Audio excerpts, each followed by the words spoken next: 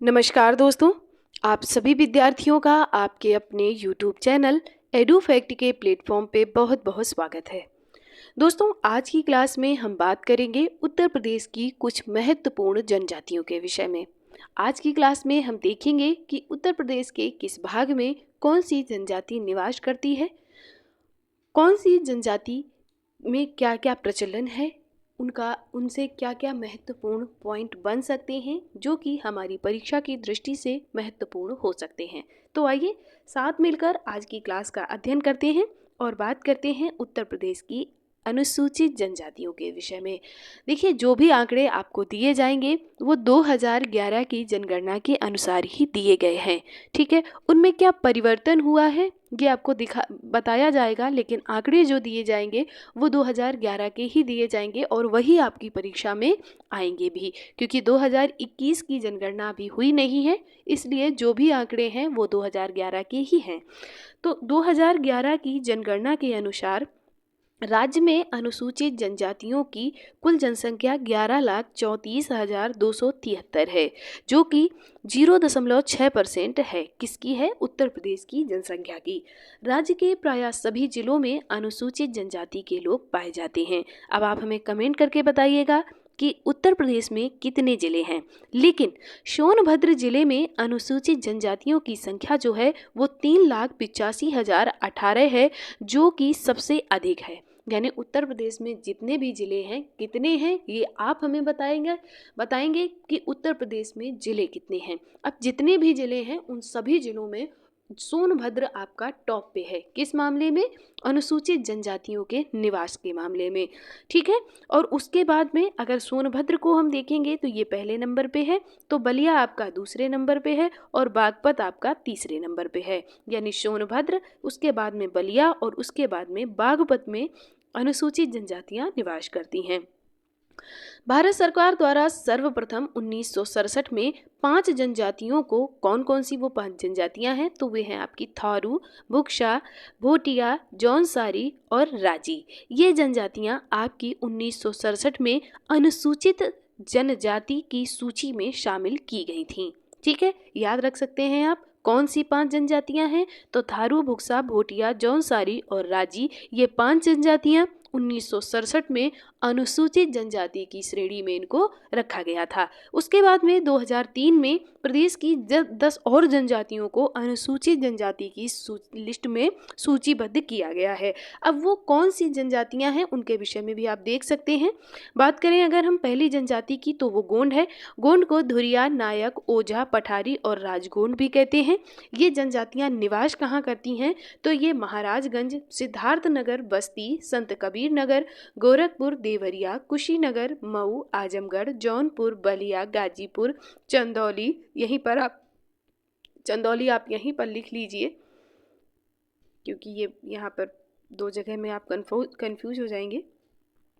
ठीक है, चंदौली, वाराणसी, भदोई, मिर्जापुर और सोनभद्र, इन जिलों में गोंड जनजाति का निवास स्थान है। अगर हम खरवार की बात करेंगे तो खरवार जो है वो देवरिया, बलिया, गाजीपुर, वाराणसी और सोनभद्र में निवास करती है। सहरिया जो है वो आपकी ललितपुर में निवास करती है। सहरिया जनजाति आपकी पिछले आरओ की परीक्षा में पूछी गई थी, इसलिए आप समझ सकते हैं कि जो जनजातियां हैं वो हमारी परीक्षा के लिए कितनी महत्वपूर्ण है।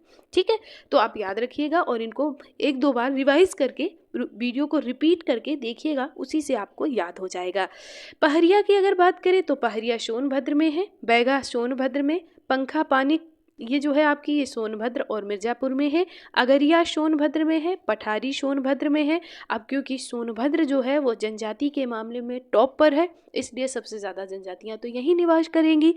चेरो जो है आपकी वो भी आपकी सोनभद्र और वाराणसी में निवास करती है। भुइया और भुनिया ये सोनभद्र में निवास करती हैं। तो अब आप देख सकते हैं कौन कौन सी जनजातियां हैं वो, तो गोंड, खरवार, खैरवार, खरवार को ही खैरवार कहते हैं, सहरिया, पहरिया, बैगा, पंखा, अगरिया, पठारी, चेरो, भुइया, ये आपकी 10 जनजातियां 2003 में इनको अनुसूचित जनजाति की सूची में इनको शामिल किया गया है। ये आप याद रखिएगा। आगे बढ़ेंगे। और उत्तर प्रदेश की कुछ महत्वपूर्ण जनजातियों के विषय में अध्ययन करेंगे। अब अगर हम बात करें थारू जनजाति की, तो थारू जनजाति के जो लोग हैं वो प्रदेश के तराई जिले में रहते हैं। तराई जिले कौन कौन से हैं? तो महाराजगंज, सिद्धार्थनगर, बलरामपुर, श्रावस्ती, बहराइच और लखीमपुर, इन जिलों के ये उत्तरी भाग में निवास करते हैं। कौन करते हैं? थारू जनजाति के लोग करते हैं। थारू नाम की उत्पत्ति के विषय में कुछ विद्वानों का मत है कि ये जो राजपूताना के थार मरुस्थल से आकर यहाँ बस गए हैं, इसीलिए इनको थारू कहते हैं। प्रदेश में गोंड व खरवार के बाद में तीसरी सर्वाधिक आबादी वाली जनसंख्या जो है वो जनजातियां जो हैं वो कौन है? तो आप याद रखिएगा कि वो आपकी थारू जनजाति है। पहले नंबर पे आपकी कौन सी आती है? गोंड आती है। दूसरे नंबर पे आपकी खरवार आती है और तीसरे नंबर पे आपकी थारू आती है, याद रखिएगा। आगे बढ़ेंगे।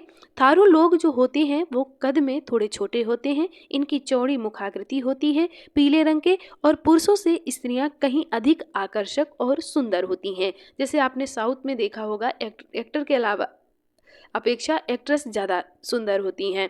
थारू जनजाति में पहले संयुक्त व मात्र सत्तात्मक परिवार प्रथा पाई जाती थी, लेकिन अब इनमें काफ़ी बदलाव हो गया है। मात्र सत्तात्मक परिवार प्रथा इनकी एक विशेषता है, ये आप याद रखिएगा, क्योंकि यूनिक क्वेश्चन ही बनते हैं। नाम उसी का बनता है जो यूनिक होता है। जो भेड़ चाल चलता है उसका कहीं नाम नहीं होता। इसलिए आप यूनिक चीज़ें पढ़ें, क्योंकि परीक्षा में यूनिक चीज़ें ही पूछी जाती हैं। यूनिक चीज़ें पढ़ें और यूनिक बने, भेड़ चाल ना चलें।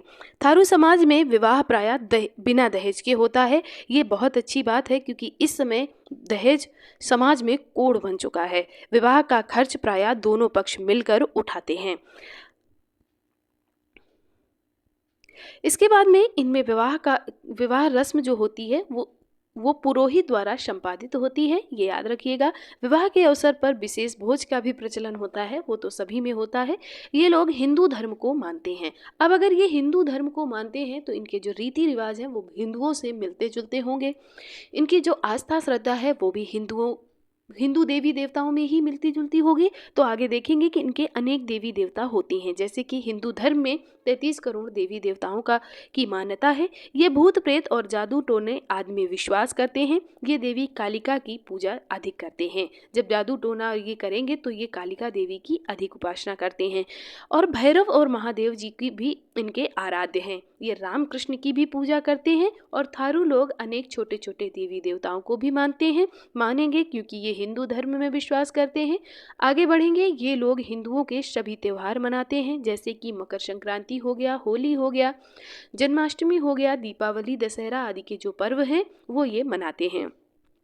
इनकी अर्थव्यवस्था कृषि प्रधान है, याद रखिएगा। ये लोग मुख्यतः धान की खेती करते हैं। अब जब तराई क्षेत्र में रहते हैं तो धान की ही खेती करेंगे, क्योंकि तराई क्षेत्र में दलदली थोड़ा सा क्षेत्र होता है और उस क्षेत्र में धान की पैदावार अच्छी होती है। और इसके अतिरिक्त ये दालें, तिलहन, गेहूं और सब्जी की भी खेती कर लेते हैं। सरकार थारू जनजातियों के सामाजिक और आर्थिक उत्थान के लिए प्रयत्नशील है और इस हेतु अनेक योजनाएं भी चलाई जा रही हैं। थारू जनजातियों को शिक्षित करने के लिए लखीमपुर में एक महाविद्यालय की स्थापना भी की गई है, आप याद रख सकते हैं।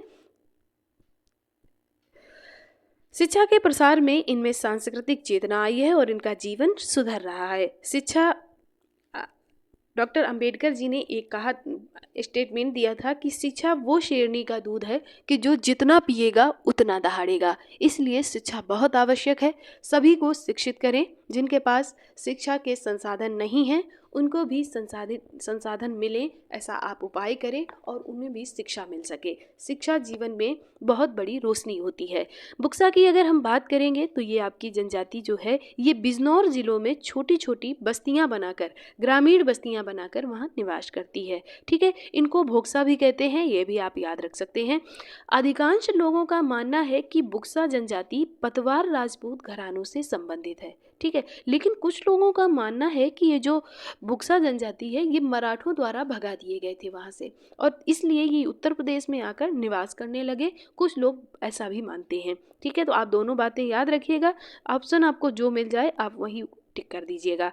बुक्सा पुरुष लोगों का जो कद होता है वो कद और आंखें इनकी दोनों छोटी होती हैं। इनकी जो पलकें होती हैं वो थोड़ी भारी होती हैं। चेहरा इनका चौड़ा होता है, नाक चपटी होती है।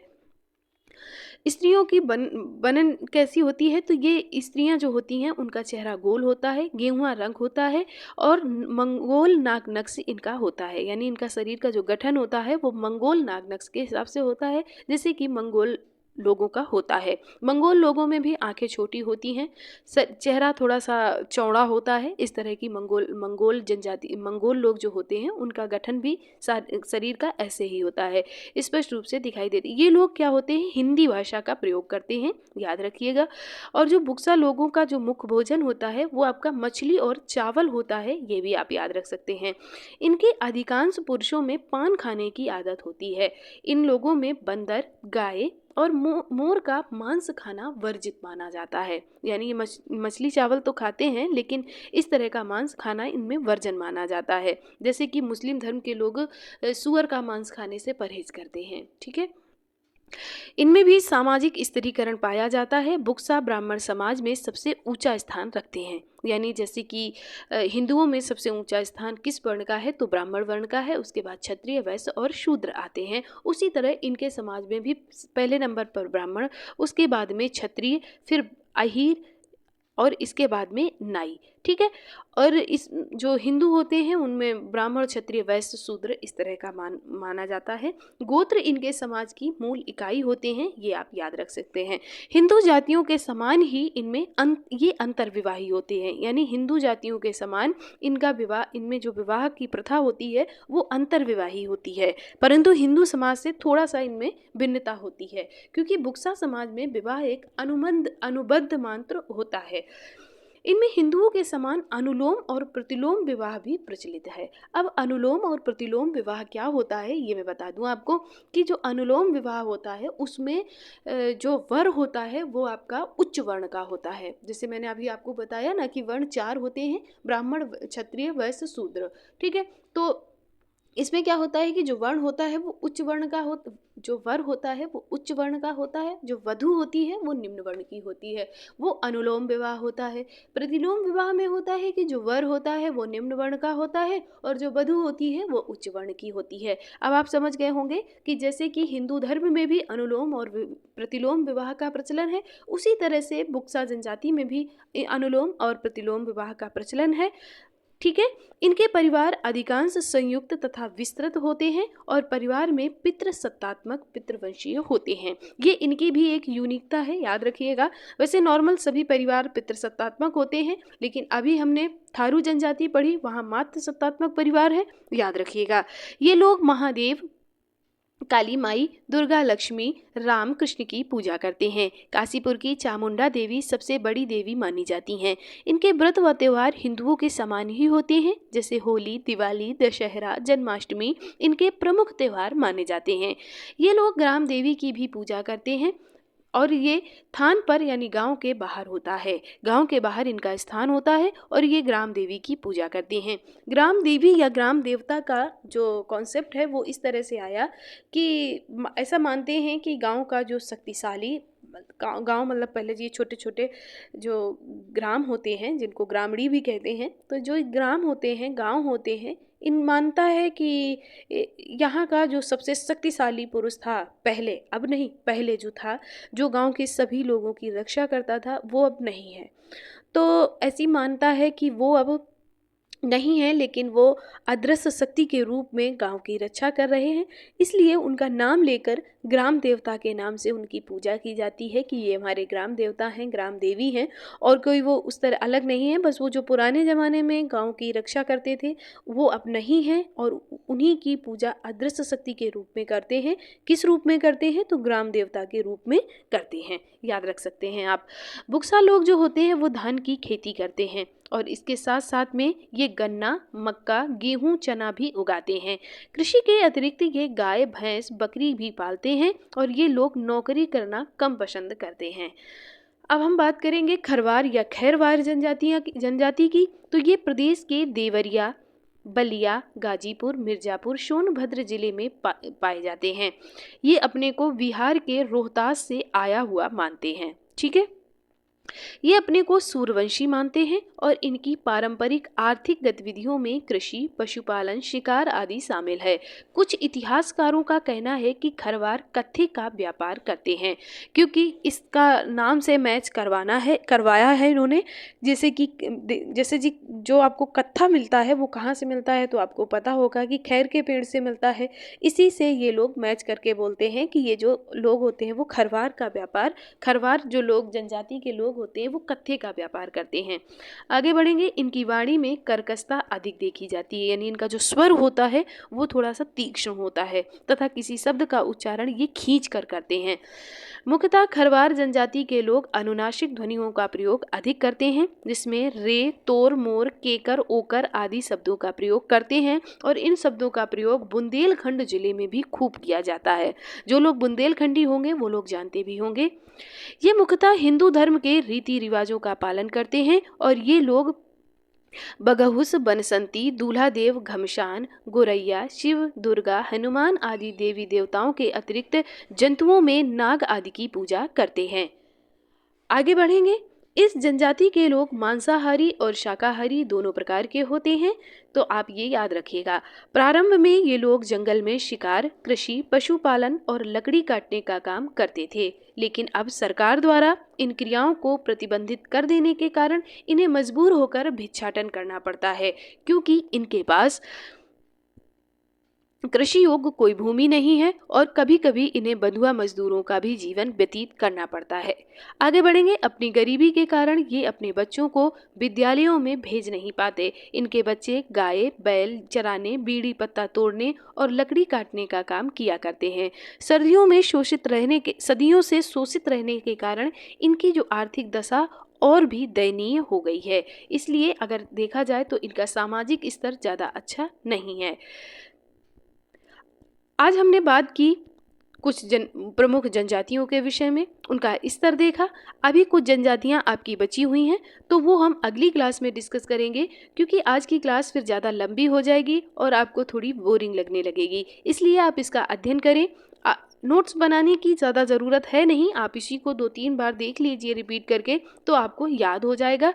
इसको कंप्लीट होने के बाद में हम इसी बेस में आपसे MCQ सॉल्व करवाएंगे, तो आपको पता चल जाएगा कि आपकी तैयारी कितनी अच्छी है। ठीक है, तो आप सभी विद्यार्थियों को अगर ये वीडियो पसंद आया है तो आप हमें कमेंट करें, वीडियो को अपने दोस्तों के साथ शेयर करें और चैनल को सब्सक्राइब कर लें। दोस्तों, इसी तरह के और भी वीडियो आपको प्लेलिस्ट में मिल जाएंगे। आपको उत्तर प्रदेश का संपूर्ण अध्ययन विस्तृत रूप से कराया गया है, तो आप प्लेलिस्ट पे जाइए, वहाँ आपको सभी वीडियो क्रमवाइज मिल जाएंगे, वहाँ से आप उन वीडियो का अध्ययन कर सकते हैं।